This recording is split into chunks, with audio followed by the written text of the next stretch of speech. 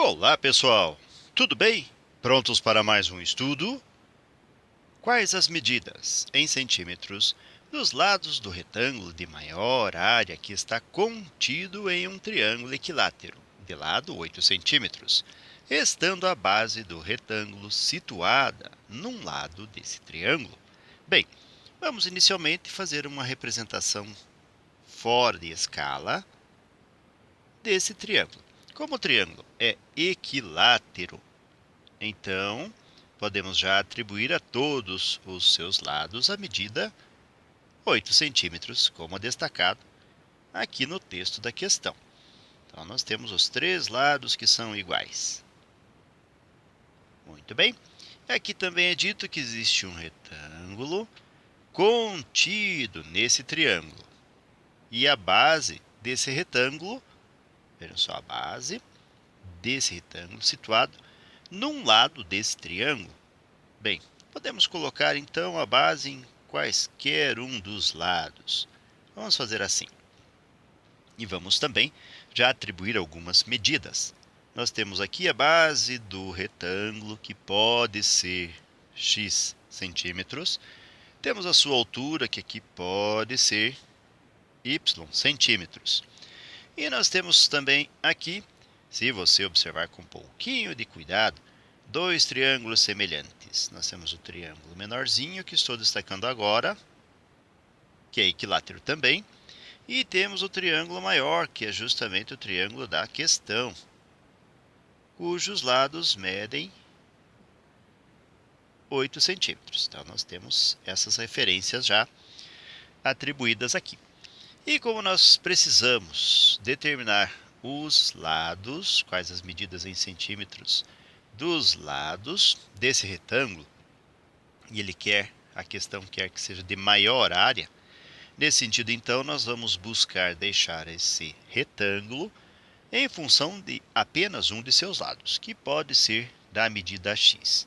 Logo, nós podemos dizer que esta área, em função de x, como estamos falando da área de um retângulo, vai ser base, que chamamos de x, vezes a sua altura, que chamamos de y. Então, base vezes a altura, x vezes y.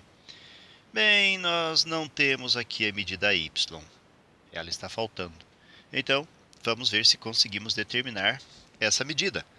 Como foi referenciado antes, nós temos aqui dois triângulos. Inclusive, vamos fazer o desenho em separado deles. Tem o triângulo maior, que já, inclusive, informamos, com os lados medindo 8. Existe uma altura para esse triângulo que não está sendo considerada ainda. E nós temos um triângulo menorzinho, que é esse que estou destacando agora. Então, aqui está.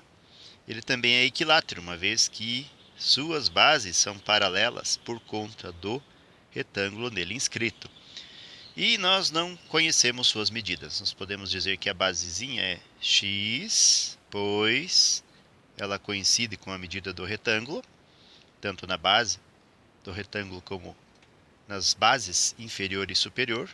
E nós temos uma pequena altura que não é considerada aqui. Vamos chamar de h minúsculo. E nós vamos, então, tentar determinar essa medida y, pensando da seguinte forma. Nós temos aqui a altura maior, que chamamos de h. E nós temos a altura menor, que é o h minúsculo. Vamos até voltar para o desenho original. Notem que se nós somarmos tanto a altura menor, h minúsculo, com a medida y da altura do retângulo, o que vamos obter vai ser justamente a altura do triângulo equilátero original. Então, isso vai ser o h maiúsculo.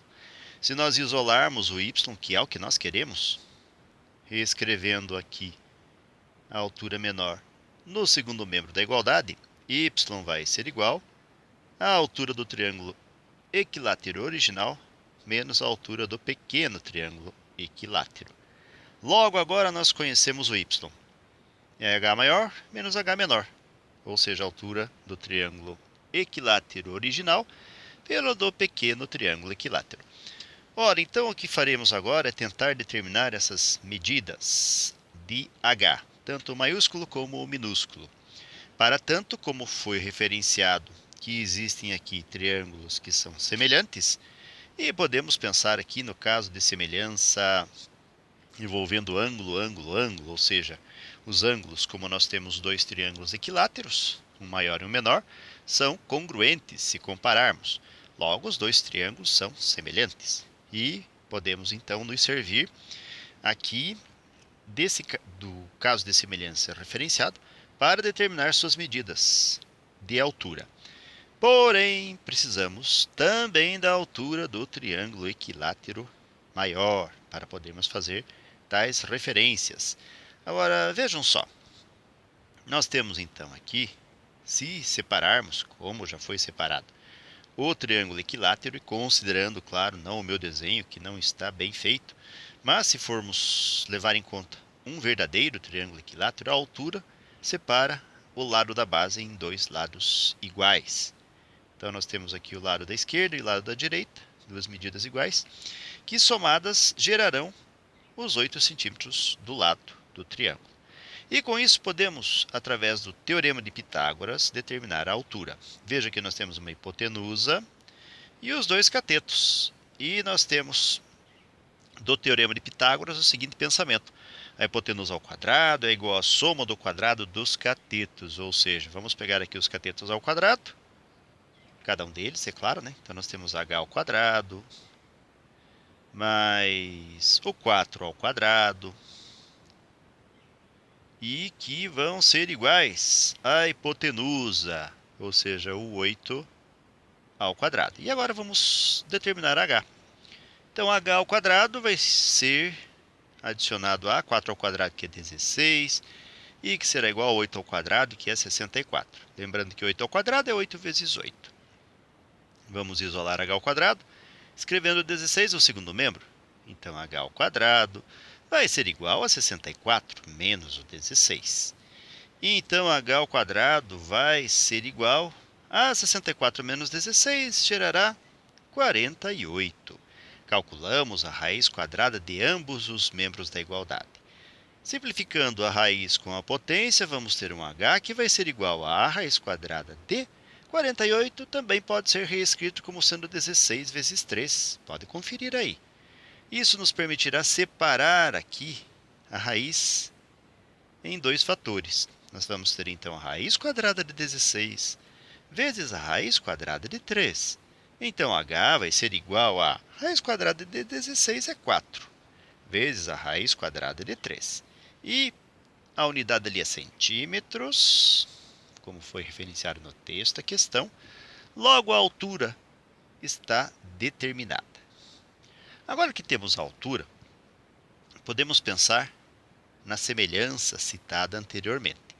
Dessa semelhança, vejam só, nós temos então, podemos começar comparando o seguinte: como nós queremos a medida de y em função de x, vamos então, como já determinamos o h maiúsculo, agora ir em busca do h minúsculo. Fazendo então, podemos dizer que a altura menor, observando o triângulo equilátero menorzinho, vai ser h, que está para o h maiúsculo. Assim como nós temos a base x do triângulo menor, que está para a base 8 do triângulo maior. E a altura do triângulo equilátero maior nós conhecemos. Então, h está para 4 raiz quadrada de 3, assim como x está para 8. Utilizando uma meia proporção, 4 raiz de 3, vamos reescrever multiplicando x. Então, h vai ser igual a, na verdade, uma meia proprietária das proporções, que diz que o produto dos extremos é igual ao produto dos meios. Nós faremos apenas aqui o produto dos meios, em que 4 raiz quadrada de 3 vezes x estará sendo dividido por 8. Simplificando numerador por 4 e denominador por 4, também h vai ser igual a raiz quadrada de 3x sobre 4 dividido por 4 é 1, e 8 dividido por 4 vai ser 2. Logo, agora conhecemos a pequena altura, que é raiz quadrada de 3x sobre 2. E vamos voltar agora para a medida y. Y vai ser igual a h maiúsculo, a altura do triângulo equilátero maior, que é 4 raiz quadrada de 3. E menos o h minúsculo, ou seja, a altura do triângulo equilátero menor. Então, menos raiz quadrada de 3x sobre 2. E já está bom aí. Então, conhecemos agora o y. Que coisa boa! Podemos, então, voltar para o cálculo original que está sendo solicitado, ou seja, a medida dos lados que tornam a área desse retângulo a maior área possível.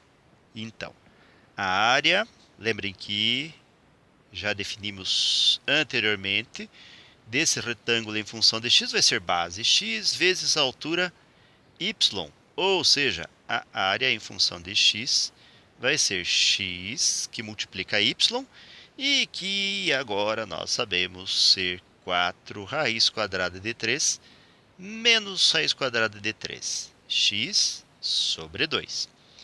Nós vamos distribuir este x aqui na subtração e já vamos ordenar, deixando no formato de função quadrática. Então, a em função de x vai ser igual a x que multiplica 4 raiz de 3, será 4 raiz de 3x. E x que multiplica raiz de 3 sobre 2x será menos raiz de 3x sobre 2, e x vezes x, x ao quadrado. E mais x vezes 4 raiz de 3, que é 4 raiz de 3, como já havíamos referenciado o x. Bem, vejam o que está sendo solicitado. Nós queremos com maior área possível. E podemos determinar essa área nos servindo daquilo que é conhecido como x vértice e y vértice numa função quadrática. X vértice e y vértice vão propiciar a nós determinar também os maiores ou menores valores possíveis. Nesse contexto, como nós temos o coeficiente de x ao quadrado negativo, então nós vamos ter o maior valor possível para y.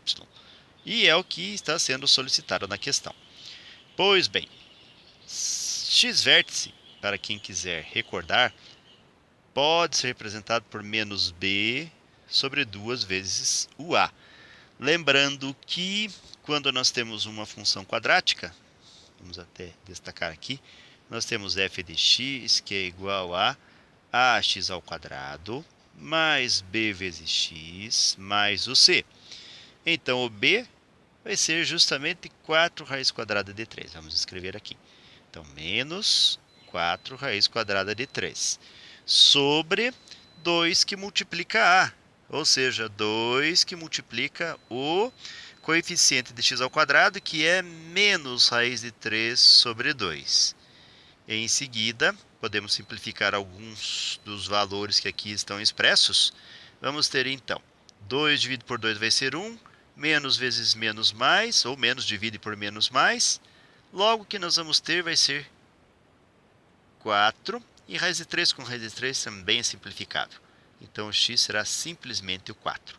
E agora que sabemos quanto vale x no vértice, podemos recorrer aqui ao y, que vai ser 4 raiz quadrada de 3 menos raiz de 3 vezes o x, que é 4 sobre 2. Então, o y vai ser 4 raiz quadrada de 3 menos 4 dividido por 2 vai ser 2 raiz quadrada de 3. Portanto, y vai ser igual a 4 raiz de 3 menos 2 raiz de 3 irá gerar aqui 2 vezes raiz quadrada de 3.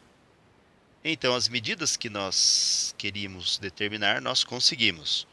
X é igual a 4 centímetros e o y é igual a 2 raiz quadrada de 3 centímetros. Bem, se nós realizarmos uma busca nas alternativas da múltipla escolha, vamos verificar que o item E se enquadra no resultado que acabamos de determinar. Certo, pessoal? Muito bem, então. Com esses resultados, pensamentos e recordações, chegamos ao final de mais um breve estudo. Desejo para vocês tudo de bom, muito sucesso em sua caminhada, que vocês sejam muito felizes. Se puderem e quiserem, voltem outras vezes. E se souberem de alguém que também pode se beneficiar desses conhecimentos, não hesitem em compartilhar. Ficaremos muito gratos a vocês, eu e toda a equipe do Matemal. E tudo de bom para vocês. Até mais! e tchau!